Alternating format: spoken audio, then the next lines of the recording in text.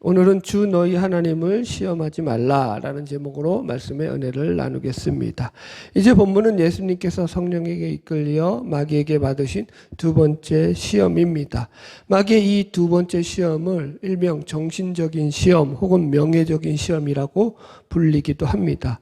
이것이 정신적인 시험이다라고 하는 이유는 이 시험이 사람들이 지니고 있는 그 정신적인 허영심을 이용한 시험이기 때문에 정신적인 시험이라고도 하고, 또 명예적인 시험이라고 하는 것은 예수님이 가지신 하나님의 아들로서의 명예적인 지위를 자극하고 이용하는 시험이었다라는 차원에서 명예적 시험이다라는 말을 하기도 합니다. 자, 우리 말씀을 읽으면서 이제 본문을 들어가겠습니다. 마태복음 4장 5절과 6절을 같이 읽어봅시다. 시작. 이에 마귀가 예수를 거룩한 성으로 데려다가 성전 꼭대기에 세우고 이르되 내가 만일 하나님의 아들이어든 뛰어내리라 기록되었으되 그가 너를 위하여 그의 사자들을 명하시리니 그들이 손으로 너를 받들어 발이 돌에 부딪히지 않게 하리로라 하였느니라. 아멘. 할렐루야. 자, 지금 마귀가 여기서 예수님을 성전 높은 꼭대기에 올려놓고 너가 하나님의 아들이거든 뛰어내려라 라고 유혹을 합니다. 그러면 하나님이 너를 위하여 사자들을 보내서 너를 받들어서 너의 발이 돌에 부딪히지 않게 하실 것이다, 이렇게 이야기합니다.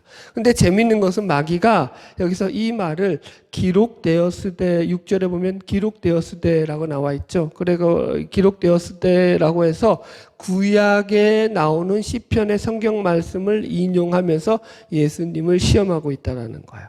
이렇게 보면은 이것은 예수님께서 첫 번째 시험을 말씀으로 물리치신 것에 대한 마귀의 반격이라고 우리가 생각할 수 있습니다.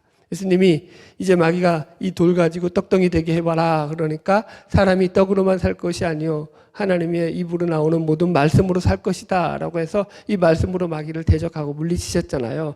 그러니까 마귀가 지금 거기에 대해서 그럼 좋다, 너가 말씀으로 대적한다 이거지, 그럼 나도 너에게 말씀으로 공격하겠다, 그럼 너 이거 어떻게 할 것이냐 라고 하는 식으로서 지금 예수님에게 성경 말씀을 인용해 가지고 공격을 하고 있다라는 거예요. 이렇게 보면은 마귀가 좀 똑똑한 것 같아요, 바보 같아요. 이게 그러니까 두 가지가 다 있는 거예요. 사람한테는 이게 상당히 이게 교묘하고 똑똑한 그런 유혹이죠. 사람은 여기에는 다 걸려 넘어지는 사람들이 무지하게 많죠. 근데 예수님은 여기에 걸려요, 안 걸려요?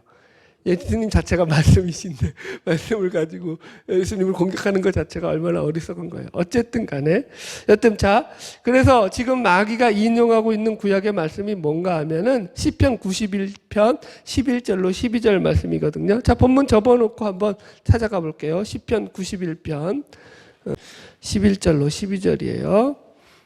시편 91편 11절로 12절 시작. 그가 너를 위하여 그의 천사들을 명령하사 내 모든 길에서 너를 지키게 하심이라. 그들이 그들의 손으로 너를 붙들어 발이 돌에 부딪히지 아니하게 하리로다. 아멘.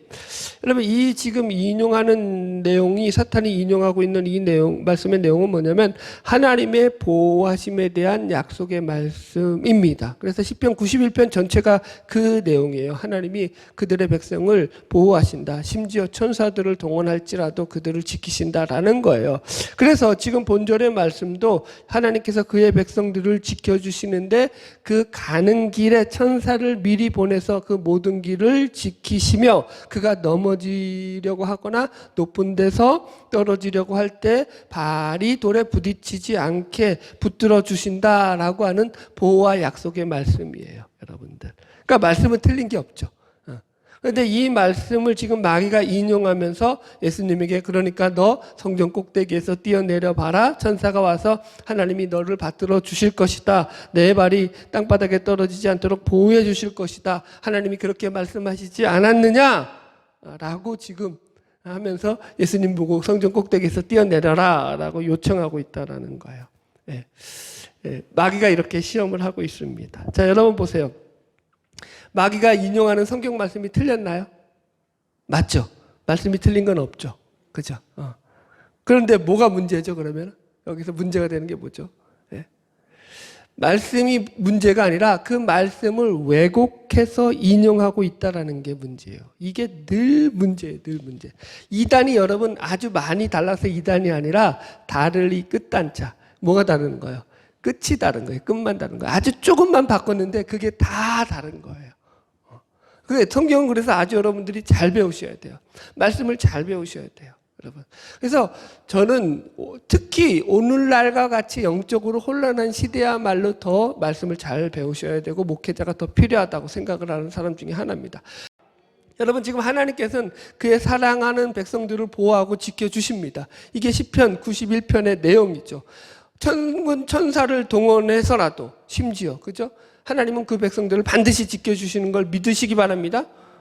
이건 분명히 맞는 말씀이에요. 그러나 지금 본문에서 마귀가 주는 시험은 이렇게 하나님이 우리를 돌보시고 우리를 책임져 주시는 그런 말씀을 이용해가지고 지금 예수님을 갖다가 이상하게 지금 유혹하고 있는 거예요. 그러니까 예수님의 대답이 그래서 예수님이 뭐라고 대답하면 주 너희 하나님을 시험하지 말라라고 대답하시잖아요. 그렇다라는 것은 지금 마귀가 하는 이런 성경의 인용들이 억지스럽고 고의적으로 이게 조작된 그런 상황들을 만들어 놓고 하나님 저를 보호해 주세요라고 하는 요청에 대해서 그것을 너는 하나님을 시험하는 것이다. 그런 것이야말로 라고 예수님께서 지금 이야기하시면서 그것은 하나님의 보호하심을 절대 받을 수 없는 것이다 라고 나아가고 있다고요. 뭐가 다른지를 분별하셔야 돼요. 예전에 이런 일이 있었어요. 예수님을 믿은 지 얼마 안 되는 초신자가 성경에서 베드로가 예수님의 명령을 따라서 바닷가에서 무리를 걸었잖아요. 무리를 걷은 걸 보고 야 기가 막힌 거야. 이거 믿음이 있으면 무리도 걷는구나. 그래가지고 이 초신자가 자기도 무리를 걸어보겠다고 바닷가에 배 타고 나갔어요. 그래놓고는 이제 믿음으로 걷겠다고 아무런 이제 구명조끼나 이거 장치도 없이 이 안전장치도 없이 그냥 물속으로 믿음으로 걸을지어다 하고 텀벅 뛰어내렸어요. 걸었을까요? 빠졌을까요? 맞았죠. 죽을 뻔하다가 살아났죠. 여러분, 성경은 그걸 믿음이라고 하지 않죠, 여러분들. 여러분, 하나님께서 천사를 동원해서라도 우리를 보호해 주시고 지켜 주신다는 말씀은 우리가 하나님을 믿고 살다가 우리에게 감당치 못할 고난이 닥칠 때 하나님께서 우리를 지켜 주신다 이런 말씀이죠. 아무 문제도 없고 고난도 없는데 스스로 하나님을 시험하기 위해서 고의적으로 억지스러운 환경을 만들어서 그렇게 고난을 자초하는 것을 까지도 하나님께서 그들을 도와주시고 지켜주신다라고는 성경에 그렇게 기록된 구절은 하나도 없다고요. 뭐가 다른지 이해하시죠, 여러분들? 그러니까 오히려 이 고의적으로 하나님을 시험하는 거라고요, 그런 것들은. 그래서 하나님을 안 믿는 불경스러운 불신앙이라고요. 오히려 그것은. 여러분 누가 성경을 그러므로 인용한다고 해서 그것이 다 하나님의 말씀이 아닙니다. 그 말씀을 어떤 상황에서 어떤 목적을 가지고 인용하고 있느냐를 따져봐야 되는 거예요. 그것이 그렇게 정확하게 분별이 돼야지 그것이 하나님의 말씀인지 아닌지가 정확하게 판별이 된다니까요. 여러분 기독교의 이단들이 많은 이유가 뭔가요? 왜 기독교에 유독 이단들이 많죠? 이단들이 가진 특징이 뭐냐면 그들은 성경 말씀을 전체 문맥에 상관없이 어느 한 구절이라든가 한 포인트에다만 강조를 둬가지고 그것만 쏙 빼서 그것이 마치 하나님의 말씀인 양 전한다고요. 지금 마귀가 인용하고 있듯이. 이해하셨죠, 여러분? 그래서 이런 식으로 성경을 이해하게 되면은 아주 마귀의 좋은 먹잇감이 된다고요. 성경은 그런 식으로 이해하시면 안 돼요. 제가 그래서 이 강해식으로 말씀을 선택한 이유도 그런 거예요. 주제 설교가 나쁜 게 아닌데 주제 설교가 가진 단점은 그것이 어느 한 부분 포인트를 강조하다 보면은 성경의 전체적인 흐름을 놓치게 되고 빼먹게 되거든요. 그래서 저는 차라리 강해 설교를 통해 가지고 아예 성경을 처음부터 끝까지 다 연결해서 어디서 어디가 무엇이 나와도 그게 같이 연결되게 하자라는 취지에서 이렇게 강해 설교를 한다고요. 이해하시겠죠, 여러분? 이게 너무 중요해요, 여러분들. 이단들이 제일 잘 쓰는 성경 풀이 방법이 뭐죠? 비유 풀이, 알레고리적인 풀이. 그래서 A는 B다, 은유적으로 이거 연결해서 푸는 거 있잖아요. 신천지. 이건 다 100% 이단이에요, 여러분들. 기가 막히죠, 내용은. 풀이는 기가 막힌데, 그게 또 맞는 것들도 대부분 많아요. 그래서 그게 혹시 그러나 하고 끄떡끄떡하다고요. 그런데 큰 틀에서 보면 틀리다고요. 이해하셨죠? 할렐루야. 자, 다시 본문으로 돌아갑시다. 여러분, 만약 예수님께서 예루살렘 성전 꼭대기에서 뛰어내렸다라고 지금 마귀의 유혹대로 뛰어내리게 되면 어떤 일이 벌어졌겠느냐라는 것을 이제 우리가 이해하셔야 돼요. 예수님이 성전 꼭대기에서 뛰어내려서 진짜로 천사들에게 받들려서 발이 땅에 안 닿고, 그래서 기적적으로, 그죠?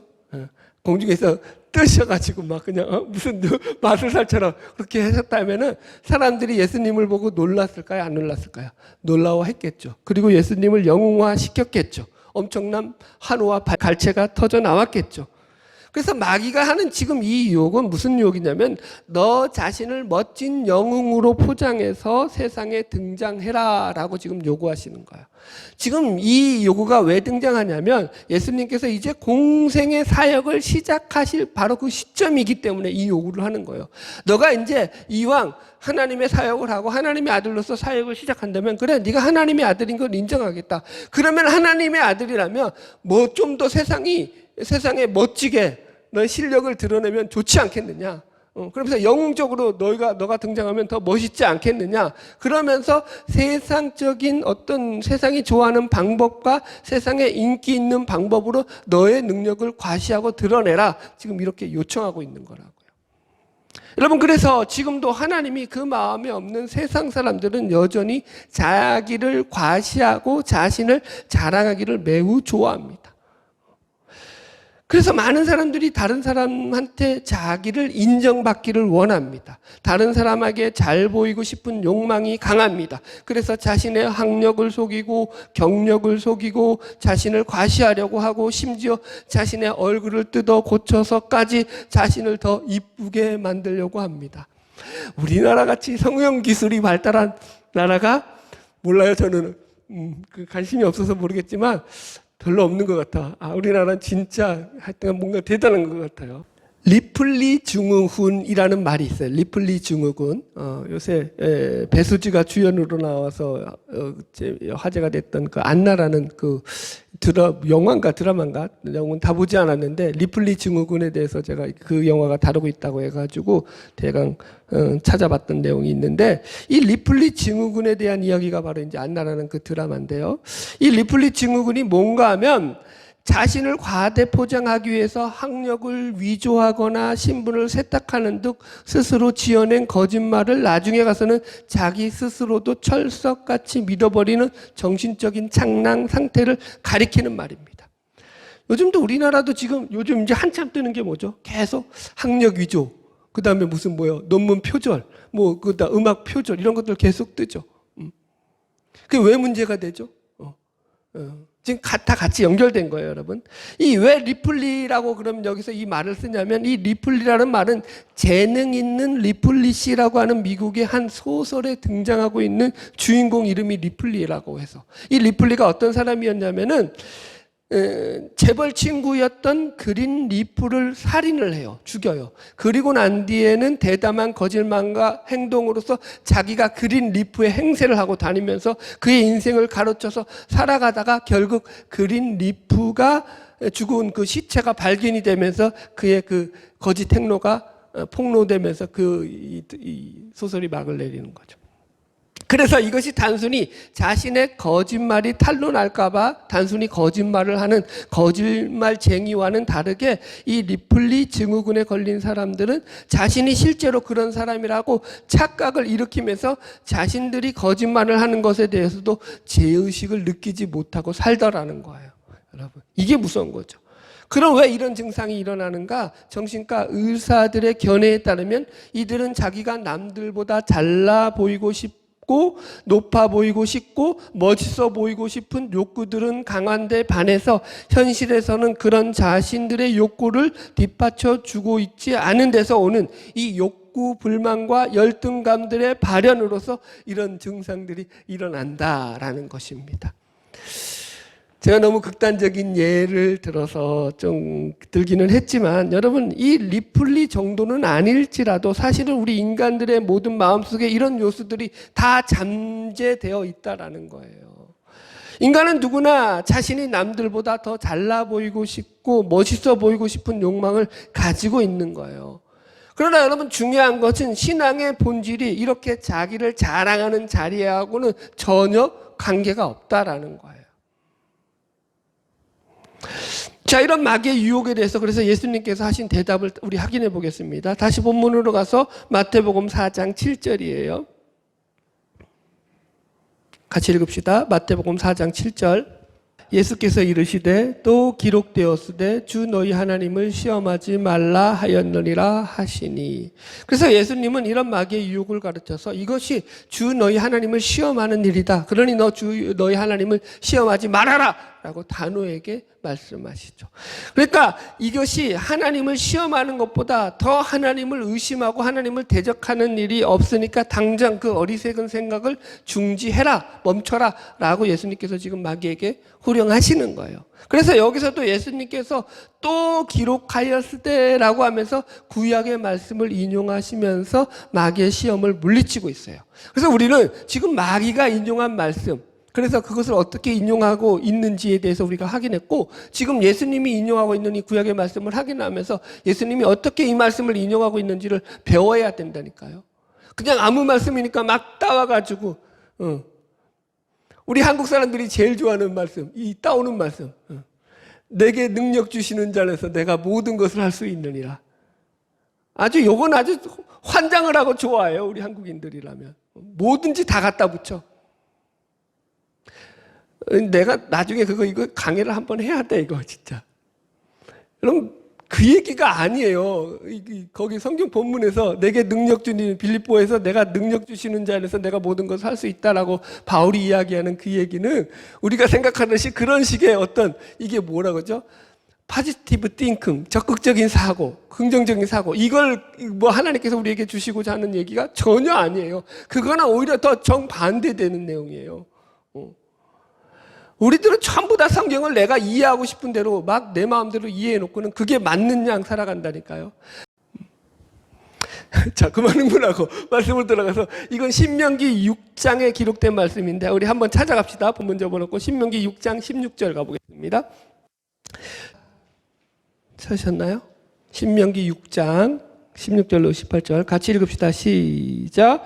너희가 마사에서 시험한 것 같이 너희의 하나님 여호와를 시험하지 말고 너희 하나님 여호와께서 너희에게 명하신 명령과 증거와 규례를 삼가 지키며 여호와께서 보시기에 정직하고 선량한 일을 행하라. 여기까지 보겠습니다. 여기서 보면은, 여기서 본문 가운데 나오는 말씀이 너희 하나님 여호와를 시험하지 말라 라고 하면서 지금 너희가 무리바에서 행한 것, 마사에서 행한 것 같이 여호와의 하나님을 시험하지 말라라는 말씀이 등장하고 있죠. 그죠? 그래서 이 예수님께서 인용하신 이 구약의 내용이 무엇인지 우리가 좀 더 구체적으로 이해할 필요가 있습니다.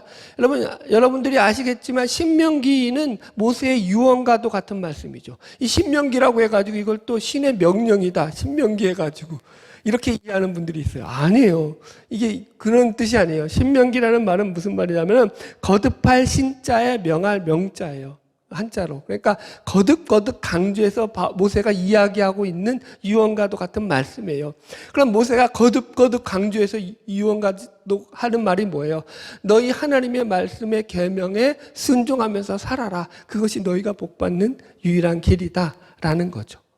정리하자면. 자, 그래서 좀 더 이제 이 범위를 좁혀가지고 이 신명기 6장의 내용이 뭐냐라는 걸 우리가 이해해야 되는데요. 이 신명기 6장의 전체적인 장을, 주제를 뭐라고 하냐면은 쉐마의 말씀장이라고 해요. 유명한 쉐마 말씀.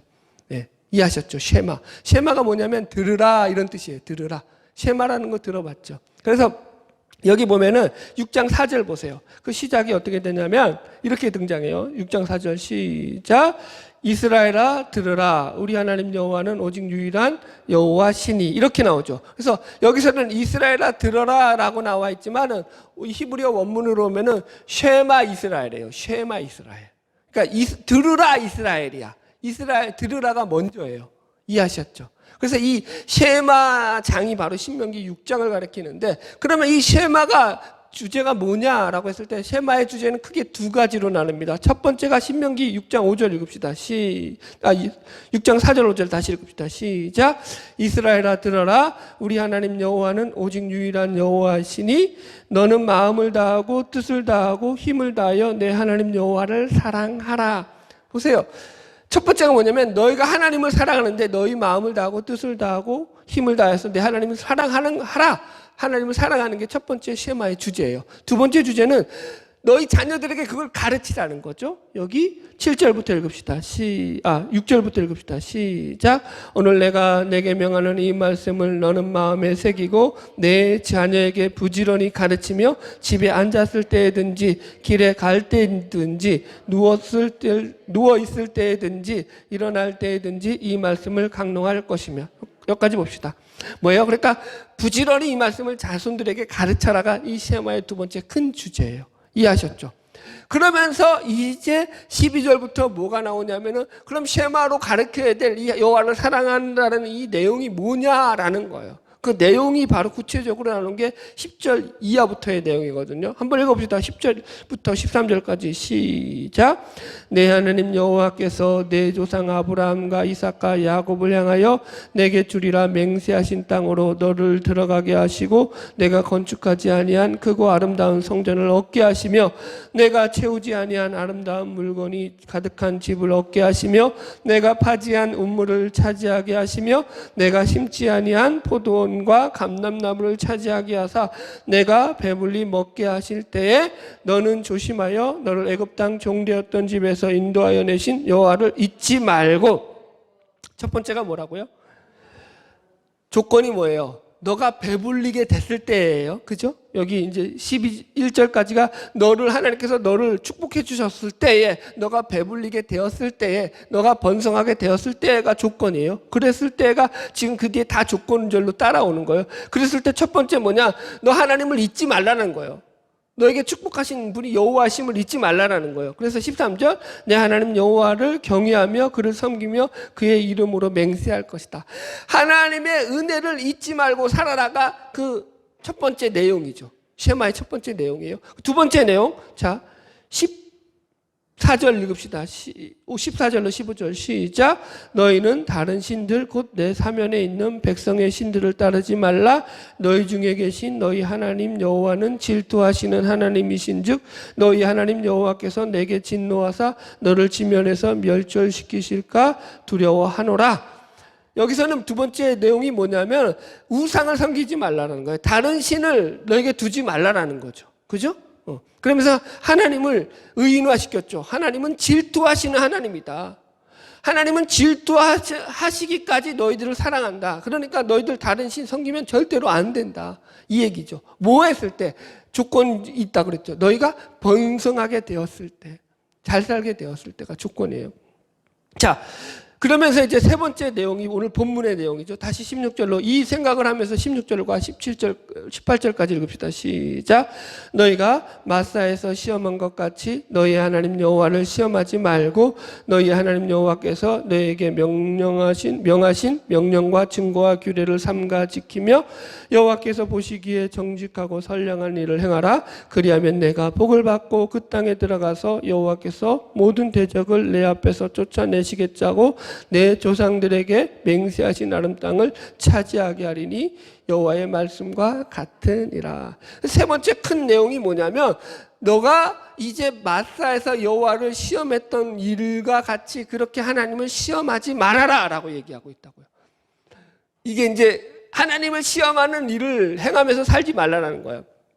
자, 보세요. 그럼 마사에서 하나님을 시험한 일이 뭐냐면 마사 무리바 사건이라고 하는데 뭐냐면 구약에서 보면은 이스라엘 백성들이 마사 무리바 광야에 이르렀을 때 먹을 물이 없자 목이 말라서 하나님 앞에 불평하고 원망했던 내용을 가리키는 거예요. 제가 읽어드릴게요. 출애굽기 17장 2절이에요. 백성이 모세와 다투어 이르되 우리에게 물을 주어 마시게 하라. 모세가 그들에게 이르되 너희가 어찌하여 나와 다투느냐 너희가 어찌하여 여호와를 시험하느냐 이렇게 나온다고요.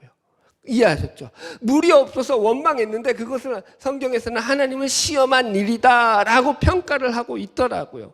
여러분, 이게 한 절만 나오는 게 아니라 두 절이 나와요. 또 그 뒤에도 나오거든요. 또 읽어둘게요. 17장 7절이에요. 출애굽기. 그가 그곳 이름을 맛사라 무리바라 불렀으니 이는 이스라엘 자손이 다투었으며 또는 그들이 여호와를 시험하여 이르기를 여호와께서 우리 중에 계신가 아닌가 하였음이었더라. 이렇게 나와요. 이해하셨죠?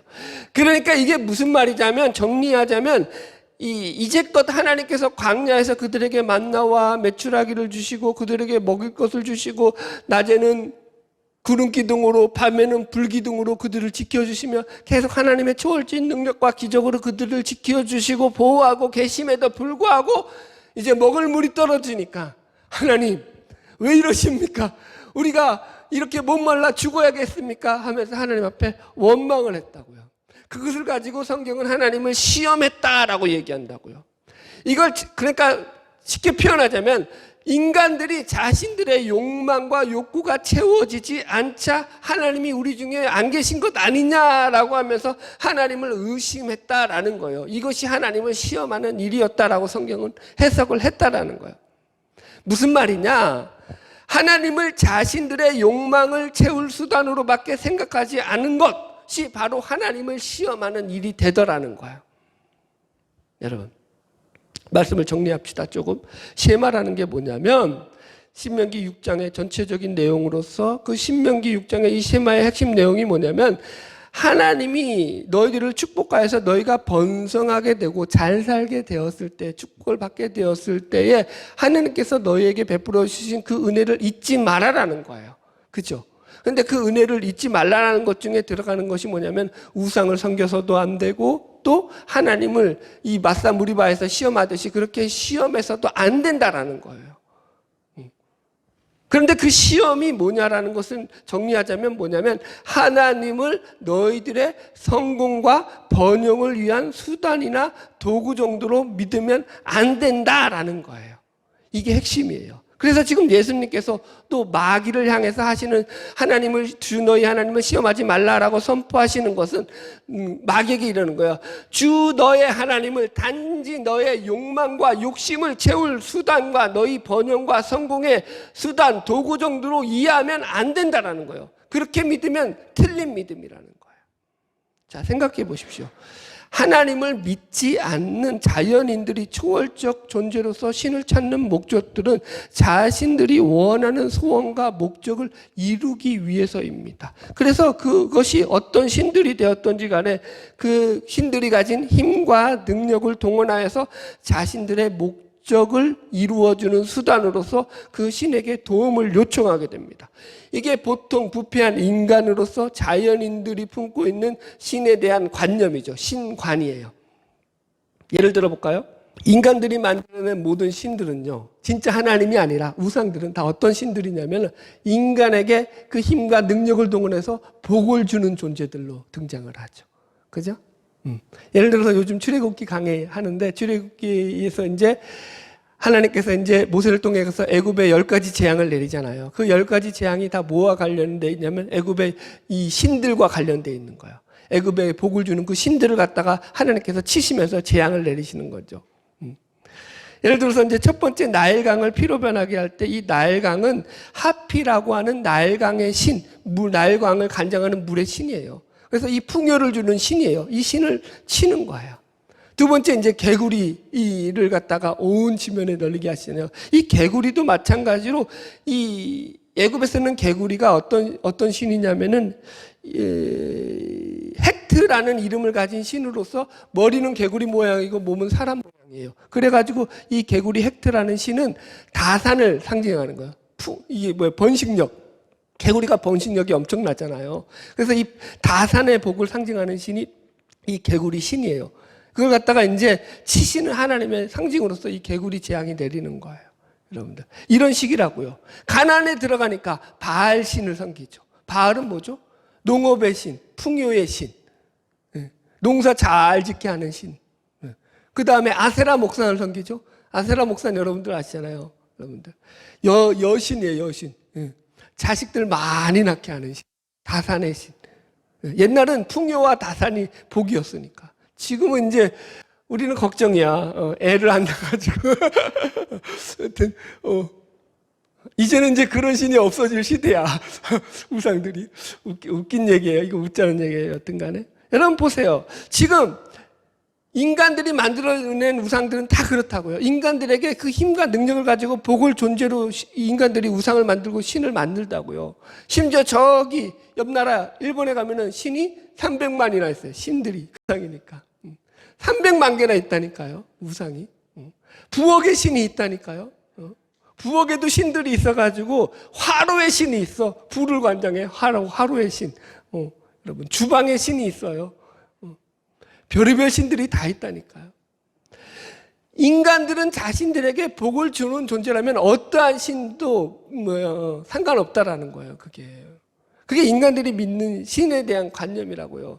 여러분 생각해 보세요. 하나님을 모르는 자연인들이야 얼마든지 하나님을 모르니까 그럴 수 있다라고 할 수 있는데, 진짜 문제인 것은 이런 미신적이고 기복적인 샤머니즘의 신앙이 기독교 안에서도 그대로 팽배해 있다라는 거예요.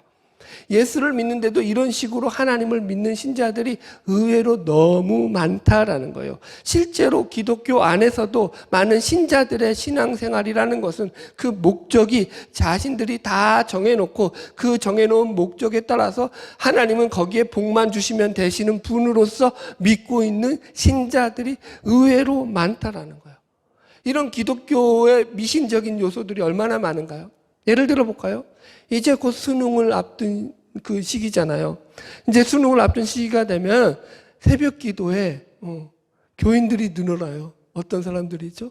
우리 자식들 좋은 대학 붙게 해달라고 기도하러 오는 부모들. 어떤 분은 사업을 하면서 이제 큰 프로젝트가 시작될 때마다 새벽 기도를 나옵니다. 왜요?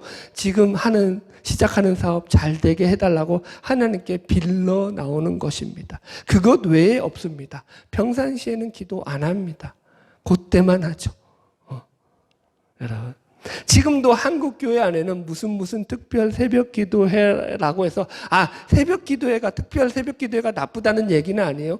문제는 그런 기도회를 통해서 많은 사람들이 자신들의 소원과 목적을 이루는 그런 어떤 목적으로서 그것을 교회마다 홍보하고 대대적으로 광고를 하고, 그래서 거기에 빠져서 사람들이 그것이 마치 진짜 믿음인 양 하면서 거기에 열심을 내고 있다는 거예요.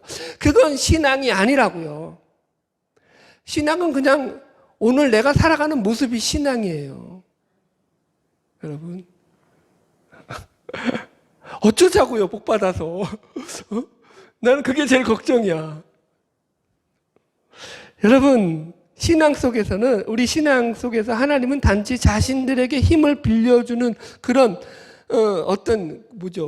그런 존재에 불과할 뿐이지, 하나님이 자신들의 삶의 가치이고 내용이고 목적이고 의미이고 원리이고 주제인 그런 삶이 없다고요.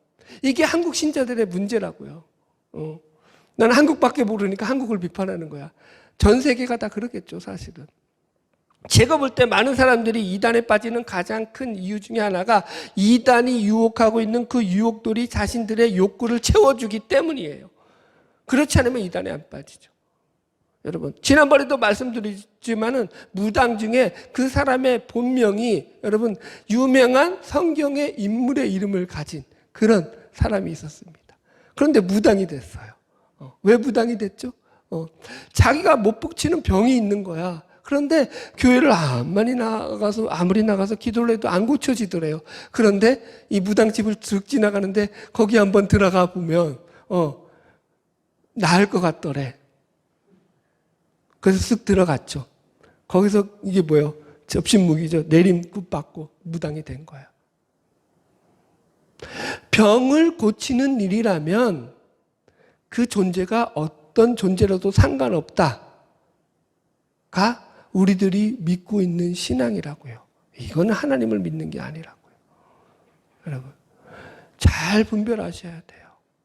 여러분, 얼마나 많은 사람들이 하나님을 믿는다고 하면서도 여전히 인생의 목적과 내용과 방법을 자기가 정해놓고 하나님은 그것을 이루는 수단과 방법 정도로만 믿고 있느냐라는 것입니다. 말씀을 정리하겠습니다. 여러분, 여기서 왜 마귀가 이렇게 예수님을 유혹하고 있는가를 우리가 다시 한번 시대적 배경을 가지고 점검할 필요가 있습니다. 지금 마귀는 예수님에게 자꾸 사람들이 바라는 영웅이 되라고 유혹을 하고 있습니다. 마귀가 왜 이런 유혹을 하냐면, 이런 힘과 능력을 가진 사람이라면 그 당시 이스라엘 백성들이 요구하고 있는 메시아 상과 맞아 떨어지기 때문인 거예요. 메시아, 이스라엘 백성들이 원하는 메시아, 힘과 능력과 정치력, 군사력을 가진 그런 존재였습니다. 그러니까 마귀는 이런 거예요. 너 하나님의 아들이라는 것은 내가 인정을 한다. 그러니까 너는 하나님의 아들로서 저 백성들에게 나와서 영웅이 되라. 이렇게 유혹을 하더라는 거예요. 예수님의 대답은 나는 이 땅에 영웅이 되려고 온 존재가 아니다라는 거예요. 나는 이 땅에 죄로 말미암아 죽어가는 내 백성들을 구원하러 온 메시아다라는 거예요. 구세주라는 거예요. 삶의 목적이 다르다고요. 내용이 다르다고요. 여러분, 오늘 예수님을 우리의 구세주로 믿고 살아가는 우리들도 마찬가지입니다. 예수님으로 말미암아 구원받아 하나님의 자녀로 살아가는 새 인류의 대표로 오신 분이라고 계속해서 지금 이 말씀을 풀어가면서 설명하고 있습니다. 그래서 우리는 새 인류의 대표이신 예수님이 살아가신 그 삶의 모습과 방식대로 우리의 삶을 따라가야 된다고요. 여러분, 지금 성전에서 뛰어내려라 라고 하고 있는 이 마귀의 유혹은 우리 신자들에게도 동일한 유혹이 된다고요. 너 하나님을 믿지 말라고 안 한다니까요. 얼마든지 교회 나가고 하나님을 믿으라고, 기도하라고. 그런데 뭘 위해서? 네의 축복을, 너의 성공을 위해서, 너의 번영을 위해서, 너의 성공을 위해서, 너의 영화를 위해서, 너의 부귀를 위해서 하라고 한다고요. 마귀는 그거 아니라고요. 오해하지 마세요. 하나님이 복을 안 주신다는 게 아니에요. 성경엔 복이 넘쳐나고 있어요. 복을 주시죠. 왜 안 주십니까?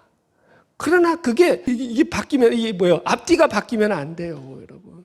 하나님이 수단이 되시면 안 돼요. 그건 내가 하나님을 이용해 먹는 거라고요. 여러분, 하나님은 그렇게 만물의 여김을 받지 않으시는 걸 믿으시기 바랍니다. 자, 말씀 마지막으로 점검하면서 마치겠습니다. 우리에게 하나님이 어떤 분이십니까? 내가 나의 인생의 목적과 인생의 의지와 열정과 가치를 다 바쳐서 내 전 인생을 다 바쳐서 충성하고 따라가야 할 그런 신실하고 온전하신 분이십니까? 아니면 나의 소원과 목적을 이루기 위한 수단과 방법에 불과한 정도로 하나님을 믿고 계시지는 않습니까? 혹시 후자라면 돌이키십시오. 새 마음을 품으십시오. 하나님을 내 인생의 목적으로 삼으십시오. 내 인생의 내용으로 삼으십시오. 내 인생의 가치로 삼으십시오. 그렇게 믿으셔야 돼요. 바라기는 저와 여러분의 삶을 통해서 하나님께서 영광 받으시는 복되고 귀한 삶이 되기를 주님의 이름으로 축원합니다. 기도하겠습니다.